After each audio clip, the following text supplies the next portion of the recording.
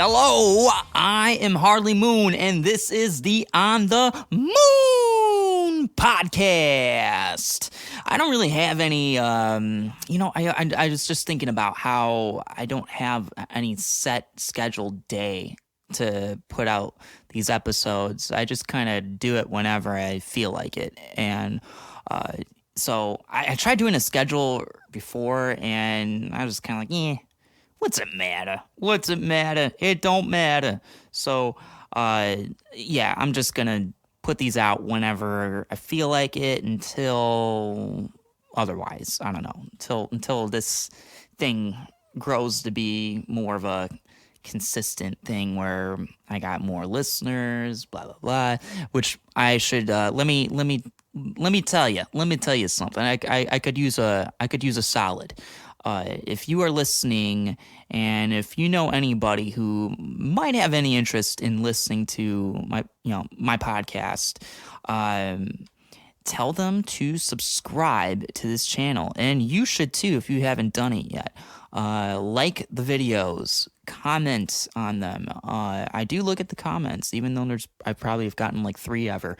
But I do check this shit out. So I want to do more of this. So I would like to. Yeah, I'd like to do more. I would be down to do them twice a week, or if even as well. So do me a solid. Do that. Okay. All right, let's get into this. I have a few things I want to talk about today. Just some rants, all sorts of random shit. Same as last week. Same as I did last week. We're gonna get right to it. I'm gonna talk about some UFC because I talked about UFC last week. I won't be talking about it too much today. I just wanted to talk about 2 fights that happened over the weekend at UFC 262. And there was a new UFC lightweight champion crowned by the name of Charles Oliveira, and he knocked out Michael Chandler. I had a chance to take a look at this fight in a pirated video. I didn't buy the pay-per-view. They're expensive, so I don't do that. I have ESPN Plus thanks to my neighbor Gil. Thanks, Gil. Shout out to you.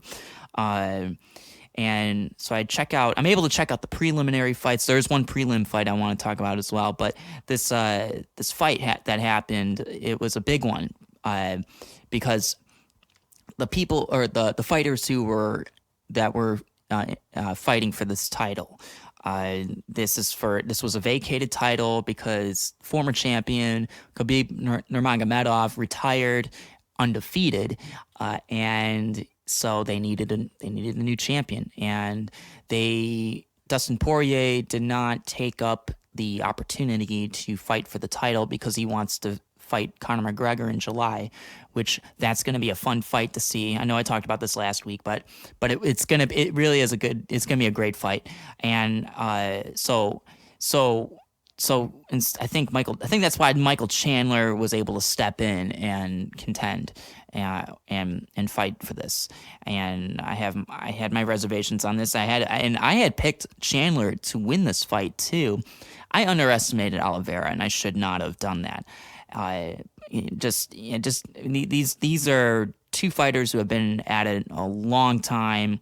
Michael Chandler only in his second UFC fight, but he's been around for a long time, and I do take back something that I said, that I wasn't sure if he was deserving of the title or of a title shot, and I think he is deserving. He is a great fighter, and what I checked out in this fight, what happened was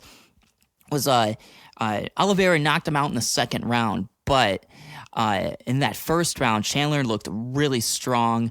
And it looked like he was gonna get the win in the first. And so I'm sure if you had watched it live, you probably were thinking, oh shit, like Michael Chandler is he's gonna step right in and be champ. And so so what happened? So after checking out this fight, or seeing the knockout, Oliveira just came alive pretty fast in that second round. I believe he knocked him out in under 20 seconds into that. So impressive win by Oliveira. Congratulations to him. Very deserving. I mean, he was very emotional. Charles Oliveira is from Brazil, and I think, what was it? They said that it took him 28 fights to get a title shot. So more than deserving of the opportunity and to be champ.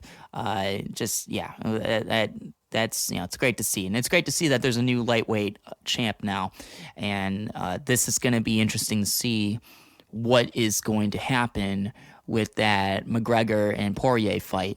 So now what we're seeing here is, I think if Poirier beats Conor, then absolutely Poirier steps in and fights Oliveira.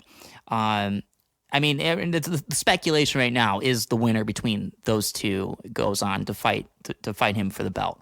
But I do wonder what Conor will do or would do if he wins the fight, because he's talking about possibly moving up to 170 at welterweight and possibly take on Kamaru Usman.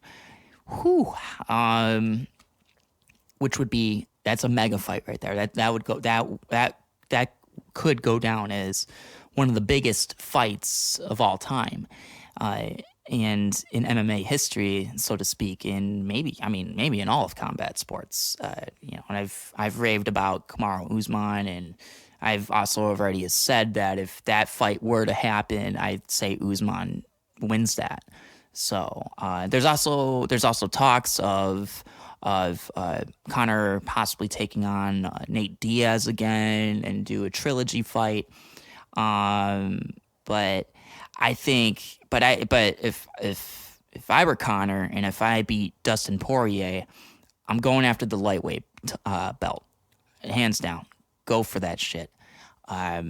He's dominated before. He's already a former lightweight champion as well as a featherweight, and I know he would love to get a welterweight belt as well, to be the only 3-division champ ever.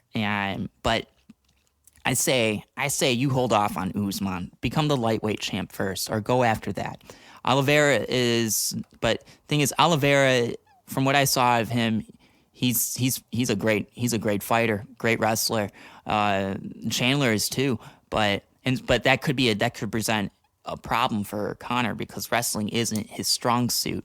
So, but if Conor can go back to his old ways and being able to do that magic that he did when he was on the rise, knocking out dudes pretty fast.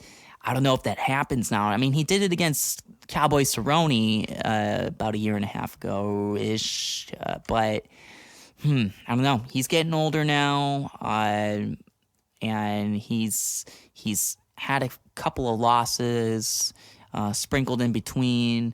So we'll see. We'll see what happens here. This Poirier fight's big. It's a big one. But yeah, once again, it's really cool. It's really nice to see that lightweight belt finally go to a new champion. And then there was one more fight I want to talk about. It was in the prelims, and it was a middleweight bout, which is the 185 weight class. This was a gruesome ending. It was not as graphic as the Chris Weidman injury, which I talked about with his leg turning into rubber from a leg kick, but it was more about the sound of what happened. So these were two Brazilian fighters, Jacare Souza against Andre Nunes, Souza is an older guy. He's 41. Nunes is 31, I think. Yeah, and Nunes came in very confident. And Souza is very seasoned. He's very skilled. He's a former middleweight champion in Strikeforce. But Nunes came in saying, "I'm the better grappler between the two of us," and that had to have upset Souza. He had to have taken that personal. From the start of the fight, it looked great. I mean, it was pretty back and forth. But Nunes looked really strong. When there were takedown attempts, when Souza went after takedown attempts, Nunes looked very strong defending that, blocking that, making sure. I mean, the way he stanced up was very strong. He held his ground, so then, all right. So here's what happened. About towards getting close to the end of the round. Of round one, Nunes he jumps on Souza's back and eventually just takes him to the ground in an awkward way, and then he goes after his arm, and he gets him in this hold. I'm not sure if there's a specific name for the move, but what happened was, and you could hear it on live or on TV, where Souza's arm just breaks, and you hear a pop, and it's very distinct. You can just oh man, like it's so and Nunes immediately let go after he had heard that pop. He just did it knowing what he did, and it was game over. It happened 3:58 into the first round, so a minute and two left of that, and so when they played it back, Joe Rogan and Daniel Cormier and John Anik, they were like, oh well, here we have audio of this. And Daniel Cormier, former heavyweight champion himself, he took his headphones off, and he also looked away from the monitor because he didn't want to see it or hear it. And oh god, I almost didn't want to like see this myself or hear it, but oh god, it was just and Souza, the way he handled it too, it looked like it didn't hurt him. He hugged it out with Nunes right after the fight. He smiled, and I mean, I'm sure it's got to be a painful thing, man, to just have your arm broken that way. And God, I can't imagine just having that happen to you like that. These are big dudes, so I mean, they're tough. They're just built like that. But I mean, come on, they're not invincible to pain. So I don't know. That was quite a gruesome fight, but what was more ironic was, before that happened, they were talking about the Chris Weidman injury really quick, or during the beginning of the fight. And so yeah, I was just I was kind of I don't know, it was just kind of telling what was going to happen there. So yeah, I don't know. That's got to be a tough break for Souza. That could be the end of his career too. He's 41 years old. I mean, does he come back? We'll see. I mean, I don't know. So that was UFC 262. There's another fight night coming up this weekend. I'm gonna check it out. I can't remember who's on the card. There's so many fights coming up, and I just can't keep up with it all. Dana White does a good job putting together great fight cards, and he's got a lot of fighters that need to get in and prove themselves. So apologize for being a stuttering Stanley, by the way. What was that from? Was that from that term that name, Stuttering Stanley? Wasn't that from The Sixth Sense? You know what I'm talking about? Or it's like where the kids are like, Stuttering Stanley, Stuttering Stanley. Yeah, I think that's what it's from. Yeah. The teacher freaks the fuck out. Yeah. So, other sports related news. This one's a little bit more local for me as far as Detroit roots. So I guess it was reported, Pat McAfee on his show put it out that he broke the news on his thing. I don't know if it was him that broke it, but his team of people had heard that Lions head coach Dan Campbell wants a pet lion. So, and I think it's for the stadium. He actually wants this to be a thing. And Dan Campbell, since he got hired to be the new coach of the Detroit Lions, he's been pretty animated. He's been more characteristic than previous coaches. He's got to be one of the most interesting coaches in the NFL right now. Just because he's in his when he got hired in his opening statements that he made, like the press conference that to introduce him, he talks about how he wants his team to be biting kneecaps and kind of have this old school mentality, and I'm very curious as a Lions fan. I'm very curious to see what's going to happen. You have to, and if you've grown up as a Detroit Lions fan, you got no choice but to be optimistic. If you've been, we as fans have been through a lot.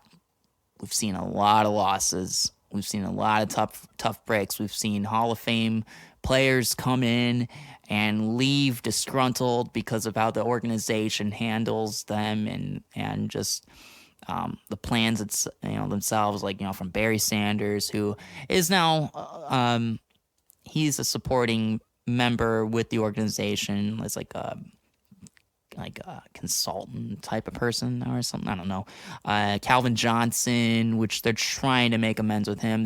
When he retired, they asked him to return or give back money from his contract because he retired early. And that's a whole thing too. Won't get into all that.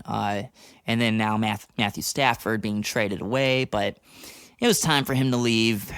Give him a shot. Give him a shot at the Super Bowl. We got Jared Goff in return and a ton of draft picks, which we need the draft picks, and that's Jared Goff was just kind of part of that trade, and so we'll see. I'm gonna give Goff a chance here. But I don't know. I think we'll know what things look like with him after his first season with the Lions. I think it'll be very telling if they're gonna be looking to draft a quarterback, which I do see this happening. But for Matthew Stafford, and by the way, Lions and Rams. Okay, yeah, because.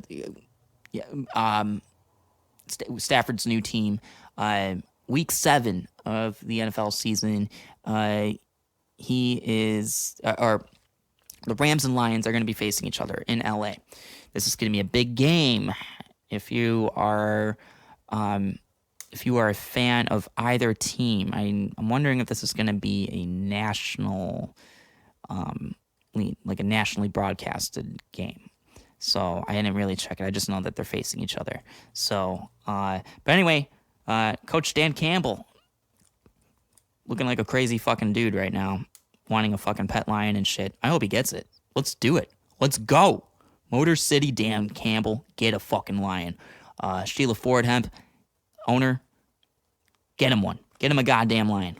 So, yeah. We're gonna move on to some a little bit of music news today that I woke up seeing this as a on Rock Feed, which is it's a YouTube channel I follow, and they cover, well, obviously they cover rock music and of all sorts, and so, which I'm surprised there's really much of rock news lately, but it's Kurt Cobain. It's Kurt Cobain related, and as you may, if you listened to a couple of episodes ago, I had talked about that creepy AI created a Nirvana song. Jesus, burping a whole lot today. It's carbonation. So Kurt Cobain, with that song and all that. So this would be a nice little follow up here. I get apparently there was a Kurt Cobain Neil Young connection, that has been reported recently. Supposedly when in Kurt Cobain's suicide note, and he did write this was written in the suicide note that said he writes, "It's better to burn out than to fade away." And I didn't realize this too until today, that these are Neil Young lyrics.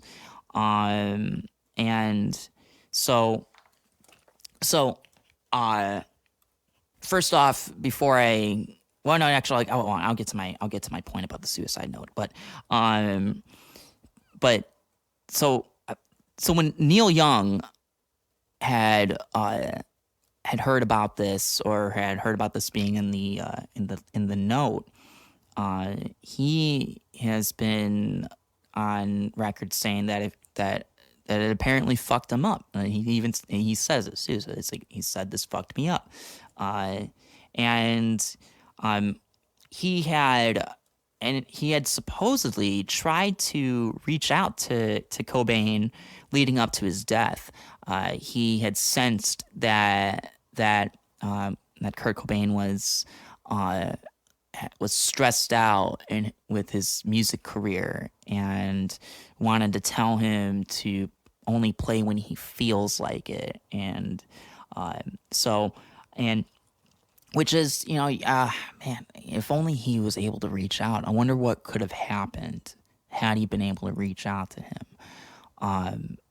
It's interesting. It's interesting. Like, I want to know, like, how come he couldn't actually get in touch with him? I'm sure Kurt Cobain was a bit of a wild card back then too, because he did, it was infamously known that he had a drug problem, and I'm sure if Kurt Cobain was able to be around for a phone call or whatever, I'm sure he would have gladly talked to Neil Young.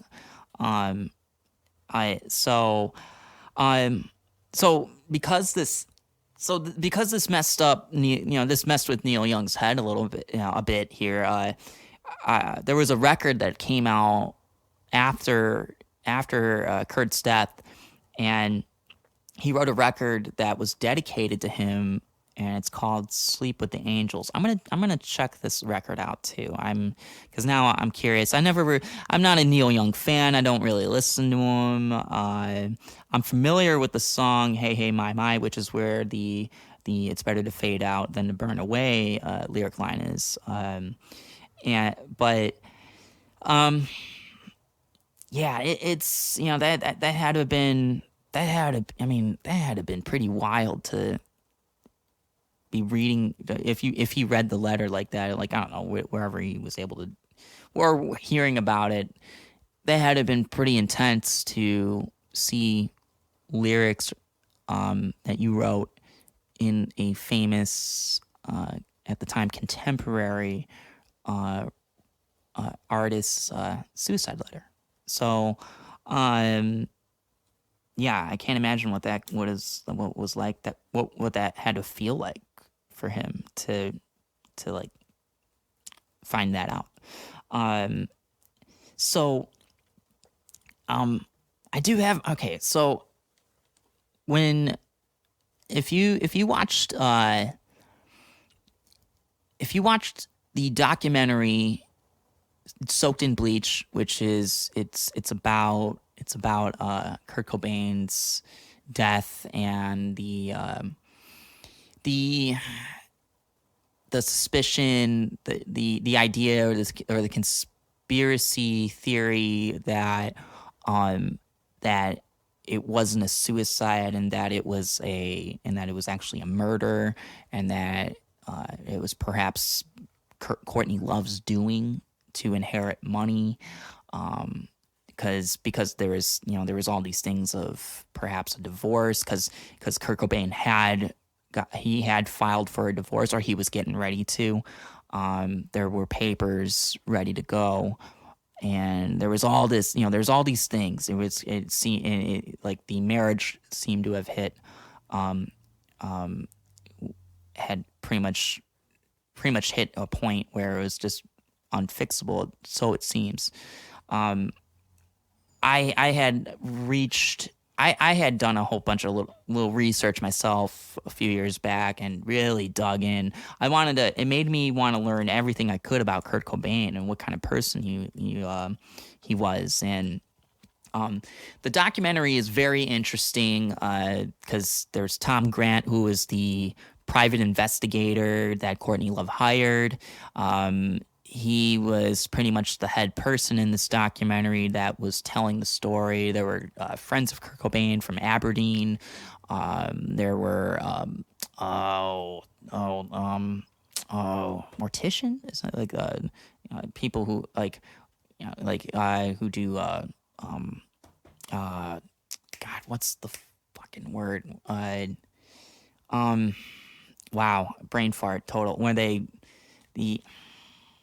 Wow, I can't think of the word. I'm having such a brain fart right now. Basically, when they oh God, it's at the tip of my tongue. Where they do the surgery thing or whatever. God, wow, how can I? I feel so dumb that I can't remember this word right now. I'm gonna listen back to this and be like, oh, you fucking idiot, you fucking idiot. So anyway, the report on that, the coronary report, had shown interesting evidence about the heroin dosage and all this. Like, I'm not going to get into this a whole bunch. That's not really what I was trying to talk about here. But it's an interesting documentary. There are reenactments that I'm kind of like, I don't know, that kind of make me like, I don't know. It's kind of weird. It's kind of weird because then, like, how convincing is it? And sure, there's a bunch of audio tape, like actual documented audio tape that Tom Grant had, and you can clearly hear Courtney's voice and the family lawyer. I don't know. Give it a watch. Determine for yourself what you think happened. I used to be completely convinced that this was a murder and Courtney Love had him offed, which I still kind of believe happened, but however, with suicide, it's that's something. It's something that to not take lightly, because you never know. You never know, like, what someone's going through, and then they go, and sometimes it just happens just out of nowhere, and it does happen that way. But it's just because Kurt Cobain is he was such a unique person, and he was a very gifted artist, great songwriter. But he had his demons. He had his issues, and it's quite it's just hold on, my laptop's deciding to be dumb to me. All right, there we go. We're good. Sorry about that. But yeah, I don't know. I don't know. Just you should check it out. There are other documentaries out there. There's a Kurt and Courtney one, which I'm kind of, I don't know. I've watched that before, but I didn't like the dude that was in charge of that one, and interesting stuff in it, but I don't know.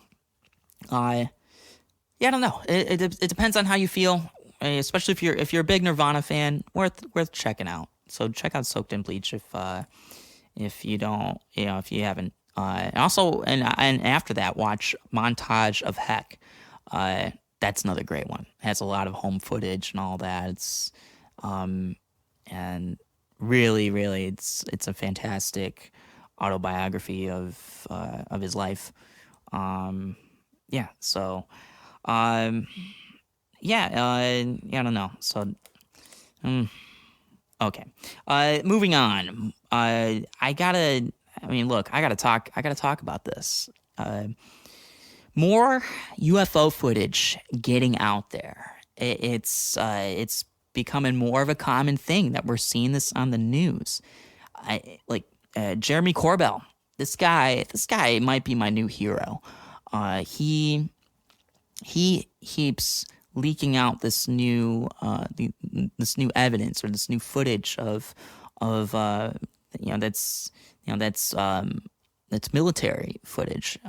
They're like the latest thing that has gotten out was this ship, this military ship in San Diego, and this apparently happened a couple years back in 2019. They were tracking this what they're saying UAP, which I'm just gonna keep saying UFO. I'm already over this UAP shit, but this is the new way to say UFO. Anyway, so it's similar footage to the stuff that got out a few years ago with the Tic Tac one that made all these crazy movements, and this one kind of did a similar thing. However, it wasn't the Tic Tac UFO. It was something different. I can't remember the actual description. I'm gonna leave links to. By the way, I will leave a link to that one, as well as the Kurt Cobain, Neil Young thing, Pat McAfee thing too.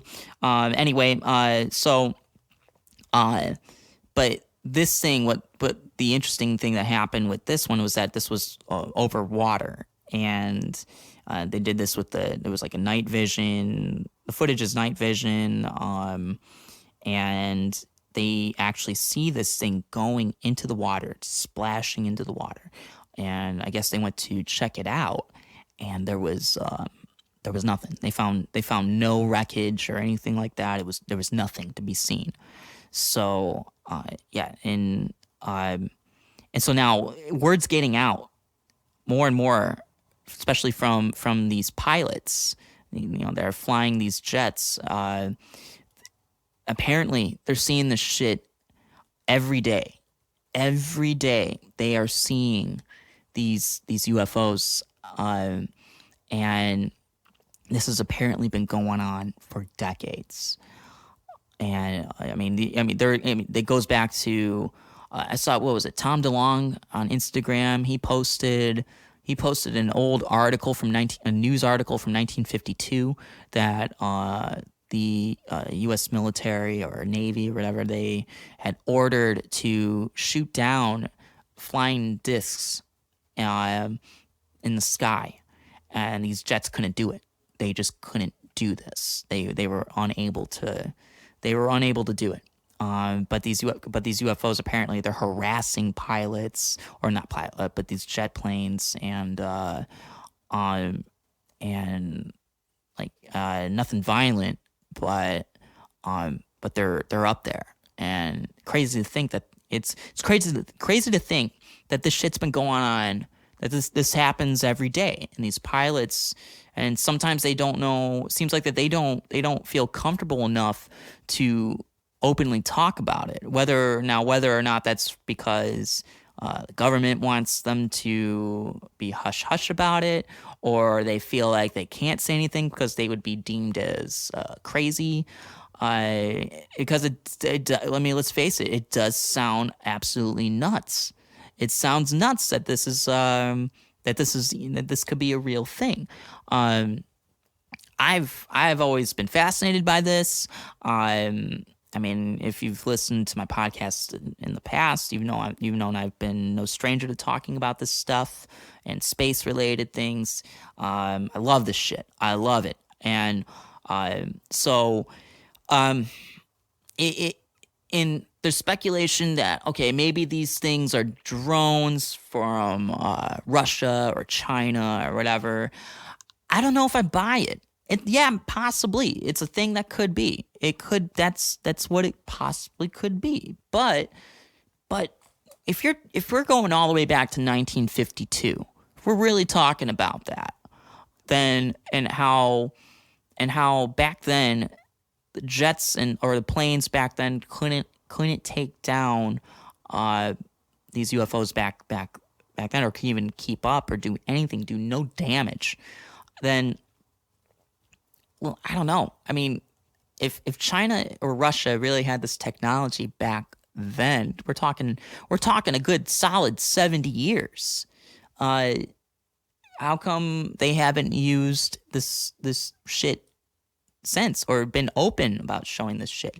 I mean, there's a lot of speculation in this, and sure, we can talk about Area 51 having some wild shit that's, God knows what is in that place, and why it's such a secret. But I think we need to start asking bigger and crazier questions, and not be afraid to ask them. That's why I'm loving people like Jeremy Corbell and Tom DeLonge right now, that they're the ones who are asking these questions. And what's frustrating to me is that this shit isn't being talked about enough. In fact, I mean, it's on mainstream news outlets. That's how legit this is that now it's on all these platforms, and yet people don't seem to be convinced yet. They don't want to be convinced. That's the thing. That's part of it, is that it's still it's hogwash to them or whatever. It's it's just another flashy news headline. But why are all these major news sources coming out and saying this? It's everywhere. You're seeing it. Now you can do a quick Google search and you can find all this shit now. When before, that wasn't necessarily the case. There was it was more of conspiratorial. Is that a word? Let me ask Siri. Conspiratorial. Okay, that's not a fucking word. Wow. Maybe it should be. No. Conspiracy. You get what I'm talking about, right? As you're finding out how much of a moron I am. And yeah, you should listen to me, right? But anyway, I mean, what a time to be alive. And there's also there's photos out there too. Like, there would have been fighter jets that have these they have these color images of these flying objects high up in the sky where they're up at, which has got to be somewhere around 30,000 feet or whatever, above the clouds. And I'm thinking about this one photo in particular that really caught my attention, and the object that was when it's up close, when you magnify it, it's still not clear, but it's a silver object, and it might look like it's triangular. Because that's another thing. There's triangular UFOs too, and that seems to be an actual legit thing too. And this shit's insane. And so And apparently too, there's more footage out there. There's actual clearer footage or images that is classified. The government has classified it, and I'm sure eventually we're gonna see this stuff. It's just a matter of when. I'm impatient. I want to see this shit now. Where is it? Let's see it.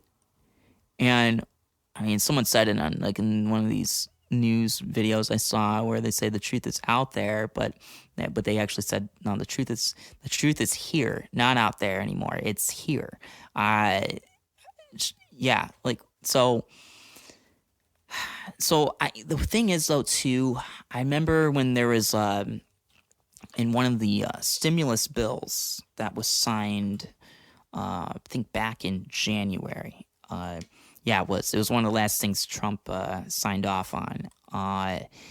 That the government had 180 days to release UFO footage or some UFO footage, and I'm like, I don't know if this is the footage that we're supposed to see now. If that's what it is. So keep your eyes peeled. Because especially from now until July, because July will mark the 180 day mark. I'm not sure what day exactly, but July, there could be some other shit that gets out. Maybe sooner than that. We're seeing new stuff almost every month now, and I love seeing it. And I can't wait to see more. So we'll see what's out there. And I'm hearing the X-Files theme in my head right now.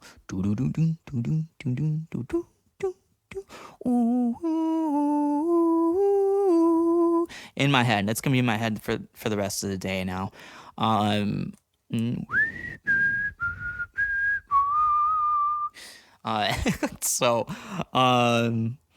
don't know. Maybe David Duchovny needs to make a comeback here.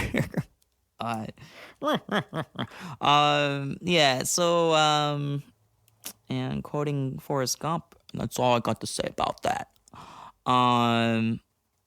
Okay, and let's see what else I got one last segue. It's gonna be the last thing I'm gonna talk about today. I think it'll be the last thing I talk about. It's a good segue because I did watch a movie last week. It was a Nicolas Cage movie that came out in 2009. It's called Knowing. You may or may not have heard of this. This went under the radar for me personally. I had found out about this movie last year, and I just got around to watching it now or recently. And wow, really full of the burps today. So this is it's an apocalyptic movie. That's what intrigued me. I wanted to see this. And this was it's about Nicolas Cage, his character, who is this really he's like this university professor in Massachusetts, think MIT, and he's like a math professor or something. I don't know, science, math. I think it's science related, because he talks about how amazing it is that Earth is a planet and it's the right perfect distance for life to exist. Blah blah blah, all the shit that we know today. Some crazy shit happens. There's a flashback of this girl who writes down a bunch of numbers and puts it it's from the 50s. Writes down a bunch of numbers. She's pretty insane about it, and then she was supposed to be drawing pictures of what she thinks the future would look like in 50 years from then on. So 1959 to 2009, So then it was supposed to be put in this time capsule, and then students from that grade in class, like in 2009, were gonna they would see it and see what students from the 50s would what they thought what that time would look like. And so then 50 years go by, they check it out. Nicolas Cage's son just happens to have the numbers thing or whatever, and then Nicolas Cage ends up getting a hold of it, starts finding out that these numbers mean they're numbers that are dates or statistics of tragic, catastrophic events over time. And so he starts figuring out, and it's like a timeline, and it's just so then he then eventually finds out that the world is ending, and it's because of solar flares. And the connection with it ends up being aliens being around or whatever, and those aliens are connected to the Bible or religion, and so then these aliens come around, and they're starting to be pretty.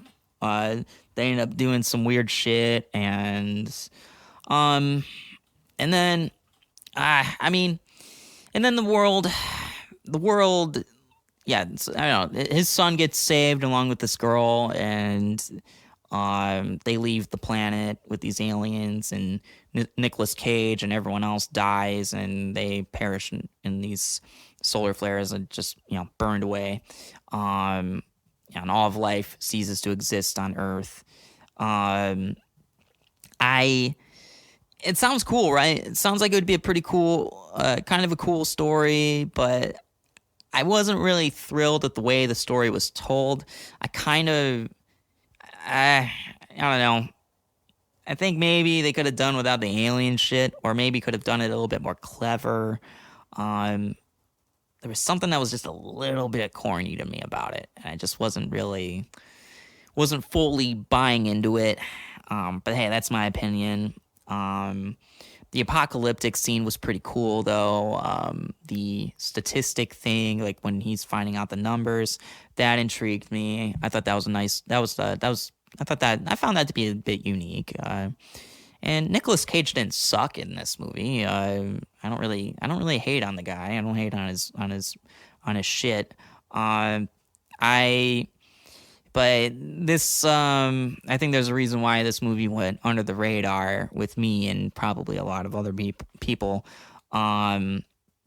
So yeah, I would have to say I'd have to give this movie. I'll give it a 3 out of 5. We'll say that it's a 3 out of 5. Will I watch it again? Nah, not really. I won't watch it again. So but I want to watch some other apocalyptic movies. I need to find some other ones. I think I wrote a list in my notebook somewhere of all these movies, and that's another. And I did write that one down last year when I wrote this list. Yeah, I don't know. Check it out if you want. Whatever. It's on Amazon. It's for free right now. You don't need to rent it. And yeah, so check it out on there while you can watch it for free. You got nothing to lose. Just give it a whirl. Whatever. Maybe I'm just being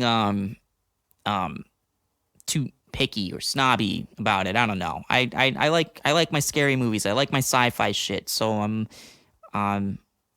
it's just The Thing is like one of my all-time favorite movies. So it's a lot of other movies just don't really compare. So yeah, I don't know, but I need to look for other movies to watch. So I'm kind of keeping my eye open on whatever I find.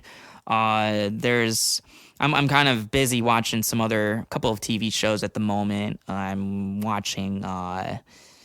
Started watching Sopranos. I've seen that. I mean, I've seen basically the whole series in a scattered form, years back on TV, on cable TV, back when more people had cable. But I didn't know I didn't really understand. I didn't know the storylines or anything. So now I'm just kind of giving that a whirl. So I'm on season 1 with that, and like the Tony Soprano. I don't know. It's that was a bad Italian fucking thing impression. I'm actually part Italian, so I shouldn't. Yeah, whatever. I should know better. I should know. I love The Godfather and all that shit. And then I just started watching the Sons of Anarchy spin-off show, the Mayans MC. That looks pretty promising already. Kurt Sutter, he's a great writer. He did a fantastic job on Sons of Anarchy, which still goes down as one of my all-time favorite TV shows. That was a big reason why I want to check out Mayans. So I'll keep you posted on how I'm feeling about that one. They're on season 3 or season 4. I can't remember which one, but they're already a few seasons into it, and I won't give away anything because I know it's a current show right now. And jeez, how many burps? I should have done a count today. I didn't think I was gonna burp a whole lot. But yeah, like I won't give anything away. I'll just let you know if I like it or not. So far, 1 episode in, I do like it. I'm sure I'm gonna love this show. It already has so many. It already shows so many elements that are connected to Sons of Anarchy. You even see appearances from the Sons of Anarchy MC. So and other shit too. Yeah. Yeah, I don't know. Whatever. So let's see. Did I miss anything? Let's see if I missed anything. I always do this too, don't I? I always talk about, like, did I forget anything? Is there anything else? Yeah. Oh, yeah. I don't know. Well, anyway, what do I got to do? I think I'm gonna wrap this up. I got some fingerboarding to do. I'm starting to get pretty good at that shit now. My new deck is sick. Let's see. Want to hear the bearings on this shit? Let's see here. Those are the wheels, man. Those are the wheels. Usually on a tech deck, it's just plastic and it's just nothing. It's duddy. Fingerboarding. Yeah, talked about that last time, and so I'm gonna do a little bit of that. I got some music gear hunting to do. On the hunt for a guitar amp and a bass guitar because I'm gonna be recording some music soon. Getting ready to do that. Need to wrap up the writing though, and so this is I'm in for a good summer. I can't wait to see what I get accomplished since I'm not going back to work for another 4 to 5 months. So so that's gonna be the rest of my day. Looking forward to all that. Looking forward to whatever. So, whatever. I'm ranting. I'm rambling on right now. Let's just shut up. So, okay. Well, I think that's going to be it for me. You guys, all of you, have a fantastic rest of your week. Let's see. I'll probably touch base with you next week, if not sooner. So, I will talk to you then. And so, all right, with that, I am Harley Moon, and this has been the On the Moon Podcast.